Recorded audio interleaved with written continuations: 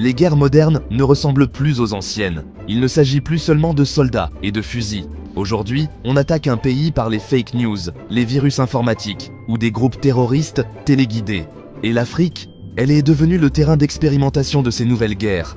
Boko Haram, Al-Shabaab, les groupes armés au Sahel, tous font des milliers de morts, tous déstabilisent. Mais la vraie question c'est, qui les arme? Qui les finance? Qui les manipule? Derrière les discours contre le terrorisme se cachent parfois des agendas étrangers. Maintenir une présence militaire, justifier des bases permanentes, empêcher les pays africains de se stabiliser. Exemple, l'instabilité au Sahel a été un prétexte pour l'occupation militaire pendant plus de 10 ans. Tu crois être libre de penser? Mais chaque jour, des campagnes de désinformation ciblent l'Afrique. À travers les réseaux sociaux, des articles biaisés ou des influenceurs achetés. On manipule l'opinion, on crée la division, on affaiblit les mouvements d'unité. Exemple, certains conflits internes sont attisés depuis l'extérieur, par des récits falsifiés. C'est ça, la guerre 2.0. Tu ne vois pas la balle, mais tu perds ta liberté, nos banques, nos gouvernements, nos infrastructures.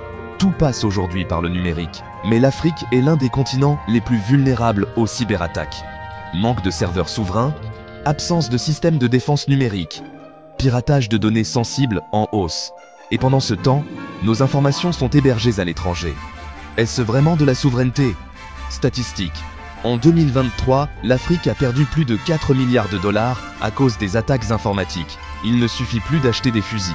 Il faut former des experts en cybersécurité, créer des unités de guerre numérique, lutter contre la désinformation de manière coordonnée, avoir des centres africains de contre-terrorisme indépendants. L'Afrique doit entrer dans le 21e siècle de la défense. On ne gagne pas une guerre quand on ne comprend même pas comment elle est menée. Aujourd'hui, les armes sont invisibles. Les ennemis ne portent pas d'uniforme. Et pourtant, les dégâts sont réels.